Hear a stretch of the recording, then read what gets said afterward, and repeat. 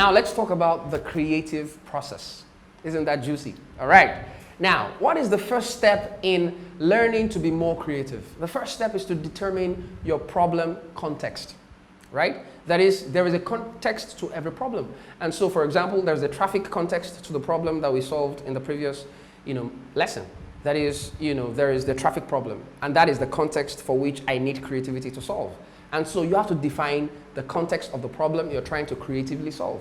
The next thing is to gather sufficient materials around the subject. That is, what is it I need to know about traffic? What is it I need to know about this particular problem? What do I need to know about educational system in Nigeria?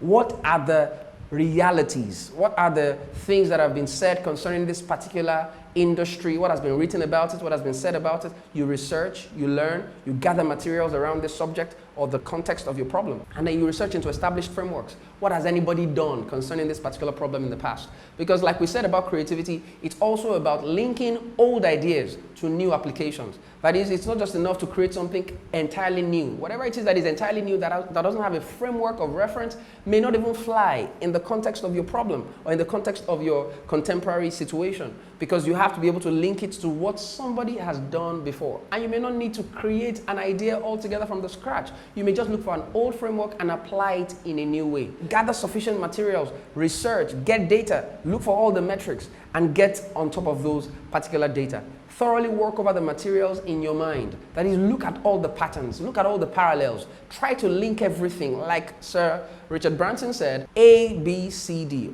Always be connecting the dots. Look for parallels, patterns, trends. What are the interesting things I need to understand? What are the analytical insights that I can glean from all these things that I've researched about in this particular context? So what has anybody done about it? What were their success rates? What are the common factors in this particular industry? Thoroughly work over all the materials. Get so familiar with all the metrics and the data and the statistics in that particular knowledge area. And then at the point where you are almost saturated with the information, take a break, right? I'm sure you'd like that part. Take a break.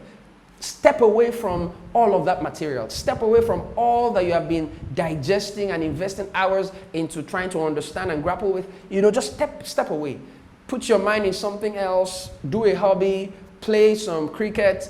Play some Ludo. Whatever it is you need to do to get yourself refreshed. Come back to the problem with a new perspective, with a refreshed understanding and perception. And by the time you get to that point, you are able to see things in a new light. It's like after you've gathered all those materials and you have left it for a while, when you're returning to that particular problem, you are seeing things in a new light. For some people, the magic is sleep. That is, they've thought about how they should crack a particular problem at their workplace for so long and they're not necessarily getting the headway. So they just go to bed. They go to bed, they relax, they allow their mind to go to bed. By the time they wake up and approach that same problem, they're approaching with a new zest, with a new level of commitment, understanding, and fresh insight. And that really helps you in navigating to the end point, which is the innovative or creative idea that you really want. Now, reassess your idea and approach it with a new vantage, and let your thoughts come back to you in a new way, which is what I just explained to you.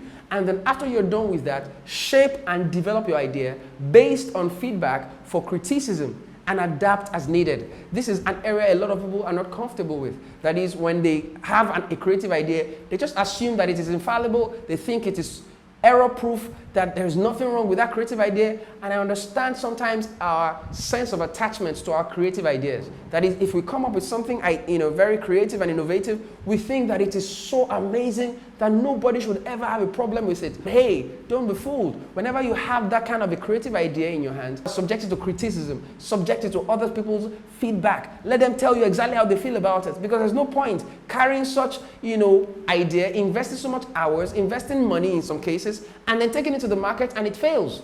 I had a boss one time who was into innovation, or rather incubation. He had this novel idea of creating small offices for any business at any level of development. That is, if you're just a graphic designer and you need a space for yourself, it's a much popular industry right now, the co-work kind of idea. But this was several years ago. It was one of the very few first people that entered into that industry. And so it will create a mini package for you. You're a graphics designer and all you need is just a space for your laptop and you're good. You see, it will create a space for you. Now, if you are a guy, you have 5 staff under you. It will create a space for you all under the same roof. It takes care of your janitorial services. It takes care of literally everything you need. All you need to do is pay a subscription. It will give you data, it will give you internet. It was such an amazing idea. But the very first cubicle he created was coffee brown in nature. He thought it was the most amazing thing since sliced bread, you see? And then by the time the first customer came, they didn't like it. The second customer came, they didn't like it. Nobody gave him any feedback. They just didn't like it.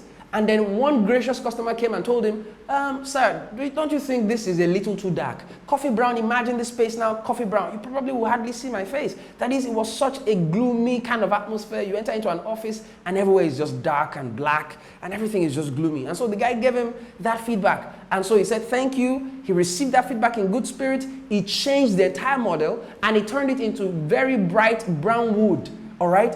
In no time, in few months, he populated his entire floor with several cubicles, people thronging in to get as much of it as they wanted, because now he had iterated his idea, his creative idea, to adapt with the needs of the people. Don't just think, oh, whatever it is that you've thought about is the smartest thing that happened to the world. You have to subject it to feedback, constructive feedback at that. I hope you found that useful. And right now, I'm sure you'll be able to understand what the creative process is and how to apply it in your own context.